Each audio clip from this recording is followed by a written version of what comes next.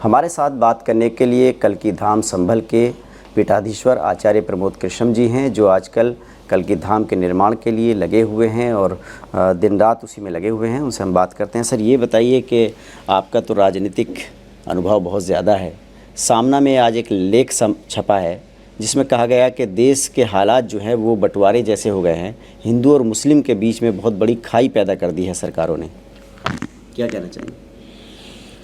देखिए, जब से राहुल गांधी के संपर्क में संजय राउत जी आए हैं और शिवसेना उद्धव ठाकरे का गुट आया है जी, तब से एक तो राहुल गांधी जी का जो राहु है वो उद्धव ठाकरे जी के पूरे परिवार पे आ गया है। और संजय राउत जी भी वही सपना देखने लगे हैं जो राहुल गांधी देख रहे हैं। राहुल गांधी देश को एक बार फिर तोड़ने का ख्वाब सजाए हुए हैं और इस ख्वाब में संजय राउत जी भी शामिल हो गए हैं। और मुझे ऐसा लगता है कि ये लोग ये चाहते हैं कि देश में एक बंटवारा हो, इस देश में एक और पाकिस्तान बने और उस पाकिस्तान का प्रधानमंत्री राहुल गांधी बने और संजय राउत उसके गृह मंत्री बने। तो क्या ये मतलब जो सामना में लेख छपा है इसके पीछे कांग्रेस का हाथ आपको नज़र आ रहा है? देश को तोड़ने की साजिश और देश की सामाजिक समरसता को विभाजन की साजिश ये कांग्रेस रच रही है। क्यों रच रही है? क्योंकि उन्हें ऐसा लगता है कि देश सनातन की राह पे चल निकला है और राहुल गांधी जी और उनके तमाम जो सिपह सालार और सलाहकार हैं उन्हें सनातन से नफरत है। उन्हें लगता है कि अगर देश सनातन की तरफ चलेगा तो कांग्रेस का कभी भी कुछ नहीं हो सकता है। इसलिए जिस तरह 1947 में मोहम्मद अली जिन्ना ने एक विभाजन कराया जी, उसी तरह राहुल गांधी और संजय राउत ये मोहम्मद अली जिन्ना के रास्ते पे चल दिए। अच्छा सर, जो औरंगज़ेब है उसके जो कब्र है उसको तोड़ने की भी मांग जो है कई हिंदू संगठन कर रहे हैं, विश्व हिंदू परिषद हो या बजरंग दल हो, और काफ़ी वहाँ पर तनाव हो गया औरंगाबाद में।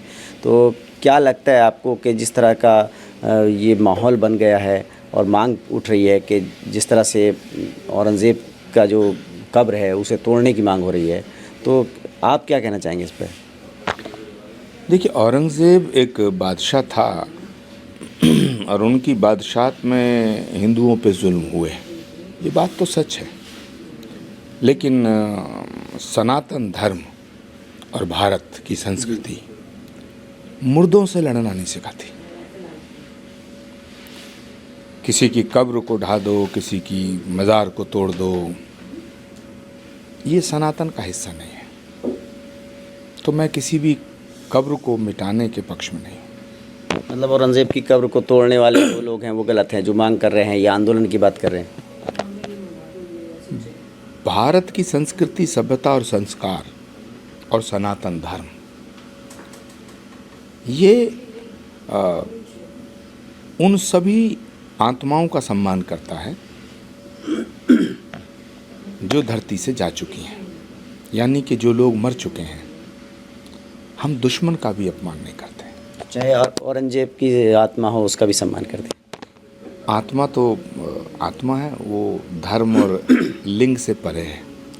भगवान कृष्ण ने कहा है, नैनम छिंदंती शस्त्राणि नैनम दहती पावका न चैनम क्लेदयन्त्या पुनः शोषति मारुता। तो मैं किसी की भी कब्र को तोड़ने का समर्थन नहीं करता।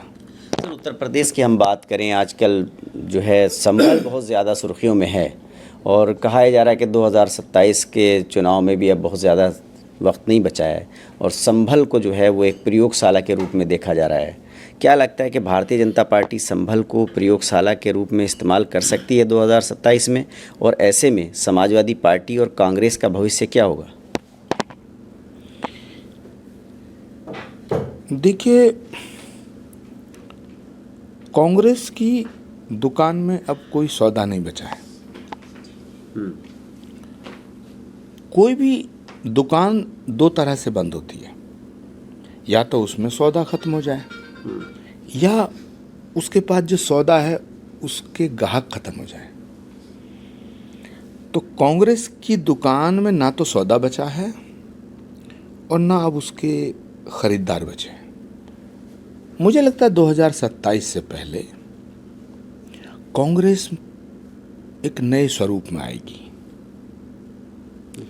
कांग्रेस एक नई कांग्रेस बनेगी और नई कांग्रेस बनाने के लिए राहुल गांधी को कांग्रेस पार्टी से निकालना पड़ेगा।